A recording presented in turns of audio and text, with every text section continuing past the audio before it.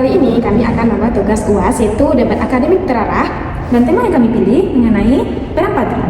Ya, jadi aku dan teman aku nanti menyampaikan pendapat masing-masing tentang Perang Padri itu sendiri dan disertai dengan sumbernya. Dan ini bukan debat saling serang ya, tapi ini debat terarah. Jadi kami fokus ke argumen dan data aja. Oke, mari kita mulai. Menurut saya, Perang Padri itu muncul karena adanya konflik internal antara agama dan adat.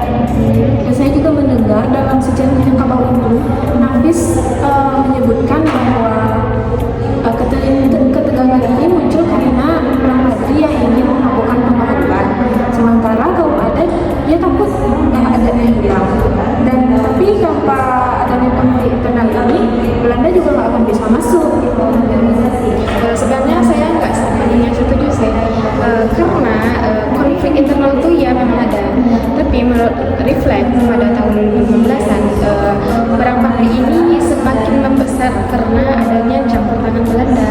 Bukan hanya saja kaum adat versus agama saja, namun karena adanya si Belanda, skala perang itu menjadi besar gitu.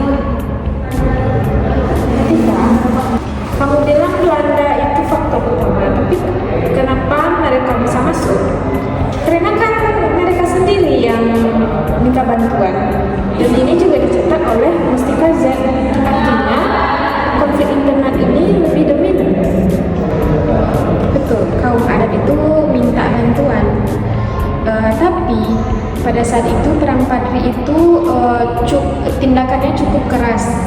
Jadi Hamka juga menyebutkan bahwa tindakan tersebut menimbulkan ketegangan sosial. Jadi bukan semata-mata itu salah kaum adat, tapi karena situasi.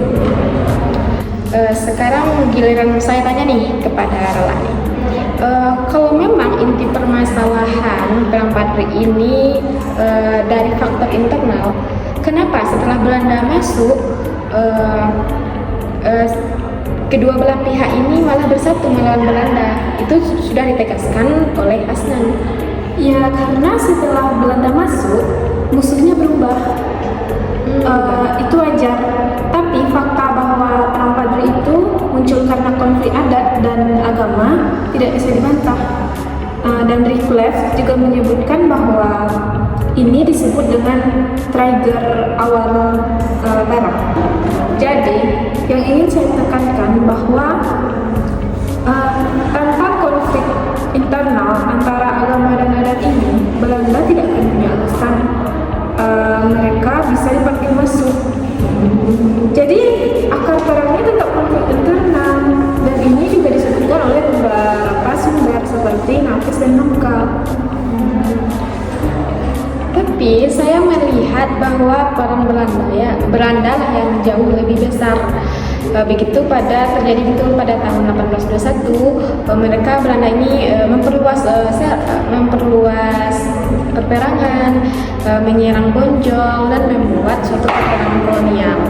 Dalam Modern of Southeast Asia disebutkan oleh Diana, jelas bahwa strategi Belanda lah yang memperpanjang peperangan dan lebih destruktif gitu. Jadi intinya Perang Padri itu adalah contoh bagaimana perpecahan dalam masyarakat bisa membuka jalan bagi kekuatan asing. Jadi itu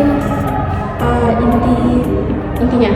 Ya, dan terpentingnya. Ya guys, dan dari sisi lainnya juga dari perang ini menunjukkan bagaimana kolonialisme Belanda ini memanfaatkan perang lokal untuk memperluas kekuasaannya. Jadi itu adalah pelajaran yang sangat penting guys, dan tidak boleh kita abaikan.